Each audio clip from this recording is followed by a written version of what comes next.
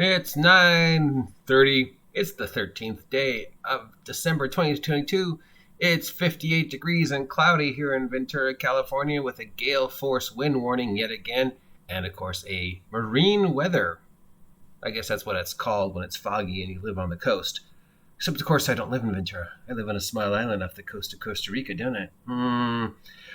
So the other day when we were looking at product coming out, I talked about a product that was coming out was 100 new monsters for Dungeons & Dragons, and my statement was, well, why do I need this? I've got this Mordekainen's thing that just came out. It's got 260 D&D monsters, plus I've got the original monster manual, so that's like another 100 monsters. So between like over 300 monsters that have already been made for me, why would I need 100 new monsters? Every monster I should ever need has been fulfilled, right? And if not, if I ever come up with a monster that I can't find, I could just stat block it to be what I want, I mean, is there really a difference between a 2-armed giant and a 4-armed giant, or a 2-headed giant and a 1-headed giant? Isn't that just reskinning something? So here's today's DM tip, and as with always with my Game Master tips, the number one tip I can give you is don't listen to me. Don't listen to any of these people who are telling you how to play or how to run or how to do things their way. None of us know what we're talking about. I certainly don't. 40 years and multiple publications, and I still am learning things. So yeah. So reskinning a monster versus creating a new monster versus just using something that's already out there. Now, why would you do this? Why would you ever need to rethink a monster if you've got 300 plus monsters available to you in your arsenal? Well, of course, the main reason would be because you wanted to include something that you can't find. Let's say you're at your friendly local game store and you see a figure of something. It could be an actual figure for the game, it could be a toy, it could be just something, and you're like just inspired, or a picture, or a commercial. It's just something inspires you as this would be a great encounter, or this would be a great kernel for an adventure.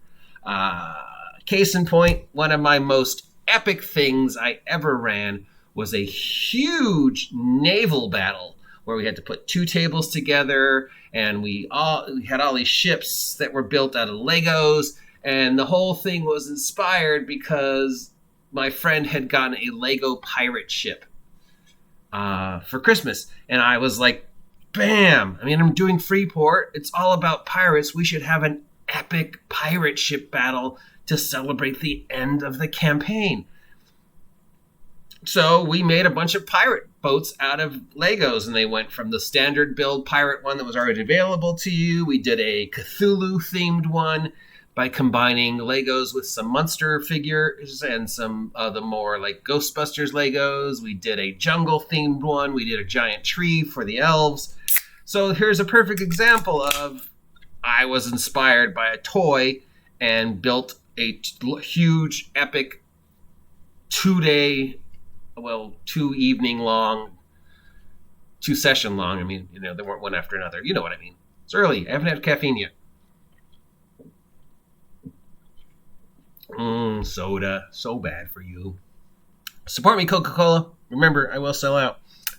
So yeah, you could be inspired. The point is, you're inspired. And then you I want to build an encounter around this Lego. Let's go with my example. This Lego thing. All right, so you go to the monster manual, and you can't find it. You can't find the monster that exactly matches this weird, obscure Lego or Japanese toy or whatever.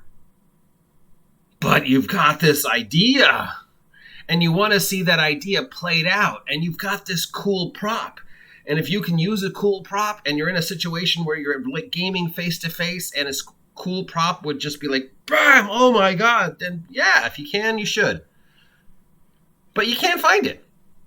There's nothing here in my 300 plus monsters arsenal that I have available to me that fits this toy. What do? Well, option one, find the thing that's closest to and just use its stats. So that's called reskinning a monster. So I have this toy, this Lego, this whatever, and it's a one-eyed thing, sort of a one-eyed troll / tentacle thing. It's a Japanese toy from an anime or whatever. It doesn't matter. That's just our example. Well, there's nothing in the monster manual that matches this. But there's stuff that's close to what matches this. Right? So I could just reskin it.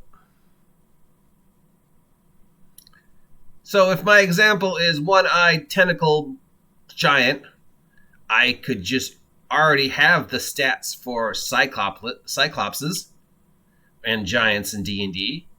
Tentacles, I could easily just change a attack that's already written down because giants already have reach. So what's the difference between reach with my arm and reach with my tentacle? They both are reach. They both allow me to attack somebody that's more than, 5 feet away from me. So I could just reskin their reach attack to be the tentacles. And then I have a pretty simple stat block it's already been done for me. And all I've done is change the physical appearance.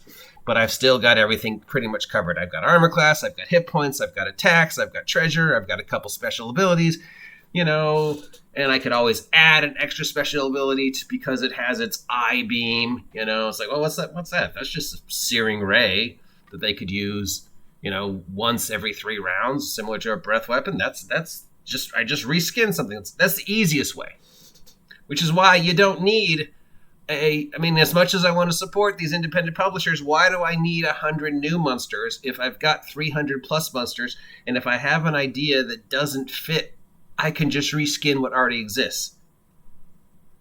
Well, maybe your idea is so off that you can't find anything that fits it.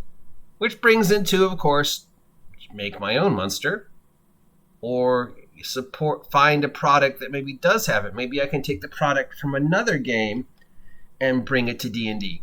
Case in point, my tentacle monster, there's just nothing in my tentacle monster that matches anything in D&D. But there is in Call of Cthulhu, and there is in a couple other games. So here's a stat block for a different game for a monster that pretty much is the exact same monster. Just convert it over to D&D. Or here's an independent project, like the one I was talking about, and they have that monster in it, because I guess they saw the same anime, so I could buy that, and then if it's, got the same stats as 5e, then great. Or you could make your own. And now, thanks to Mordecaians and thanks to the new way Wizards of the Coast is looking at creatures and sort of this interchangeable Lego idea that they have, that I could give the bonuses from one race, but I could just sort of decide that this other race, which normally wouldn't get those bonuses, now do. Hey, Tabaxi normally get +2 dex. Nope, I want my Tabaxi to have +2 strength. Orcs normally will have 2 arms. Nope, I want my orcs to have 4 arms. And I guess under the new Lego GURPS thinking of whatever Wizards of the Coast is doing, I can. So I could just make my own monster. I have everything that's already written down, so I know the general power level of equivalent monsters of the same hit die. So using that and using some of the stuff that's already been available, because there has been some build your own monster stuff already made available to me, I could just sort of mix and match from stuff and make my own monster. With a little extra time, a little more creativity. For some reason, nobody has made a monster that matches my weird tentacle one-eyed toy. You would think, hey, this is from a well-known anime toy line, whatever. Somebody should have done this by now, but I guess nope. So that's the other side. So I probably shouldn't have said, don't support this product because you already have every monster you need, because you might not have every monster you need. And maybe this guy who's making his little independent D&D monster manual saw the same toy and made the stat block from it. Now, the easiest one, of course, is just reskinning something that's already there. You've already got 300 plus stats, builds. Chances are something there matches your cool little toy that you found. And you can still have your epic, cool encounter that this toy inspired. And that's so wonderful. It's just such an amazing feel when you see something and you're inspired by it and you get it and then you find a way to incorporate it into your game. God, the sensation I had and just the awe and the fun we had with that Lego ship battle, because I had just been building up for that for months because the guy got it for Christmas, but we didn't get to actually play the scenario to that summer. So I had been hinting at it from December through June, slowly building up that this epic pirate battleship was coming. It totally fit the Freeport setting. It totally fit the end of the adventure I was running. So it just was so satisfying that I was able to incorporate this toy and all these little other Lego boats he and I made into this final epic, encounter. So that's really satisfying. If you find that toy and you build up and you're so excited to use it because it's just inspired you, or this picture or this commercial or whatever that inspired you, and just click that inspiration and you're like, yeah, I want to use this. I just need the right moment and I just need the right stat block. Then, oh God, it's such a good feeling. Don't let anybody tell you otherwise. If you can dream it, you can build it, to paraphrase. You got 300 monsters plus available to you. One of them's got a match. If not, just reskin a monster that already exists. My one-eyed tentacle monster, that's just a reskin giant, right? Or, maybe there's a independent product out there that's already done the one-eyed tentacle monster because somebody's already seen the same anime and has the same toy. So yeah, or build your own. And the tools to build your own are already available to you, both officially and unofficially. We know that Wizards of the Coast has given you enough Legos throughout the various books that if you really needed to build your own monster, you could. So my GM tip, I guess, is indulge your childlike creativity. If you find something that's cool, find a way to make it work for your game and move your game forward and actually make it an integral part of whatever you're telling. Great, do that. It's a wonderful feeling. And if what you need doesn't exist, kit bash the shit out of the stuff that does exist till you can make it work, reskin it, find somebody else has done it, or build your own. But yeah, just indulge that creativity, indulge that childlike wonder, indulge that joy and the look on people's faces when you plop down that Lego pirate ship and go, okay, roll for initiative. Yeah. But as always, when it comes to my GM's tips, or anybody's GM's tips, don't listen to me. Don't listen to anybody. If you're having fun and your players are having fun, then everything you're doing is right, and don't let anybody tell you otherwise. Because at the end of the day, it's a game. It's about having fun and playing with your friends. Whether it's playing in the sandbox, with your trucks and your G.I. Joe figures, or playing at the table with your metal figures and your dice and your character sheets, and then the DM plops down this giant pirate ship model. It's a game. It's fun. So yeah, DM tip. Indulge your creativity. If you can't find the monster that fits what you want, reskin an existing monster or build it yourself, or maybe do a little research. Somebody else might have already done it. I feel like I'm blabbing now, which means I need more caffeine, so let's stop it here. If you appreciate stuff like this, let me know. If you never want to hear me do anything like this ever again, let me know. I can't fix it if you don't tell me what's broken.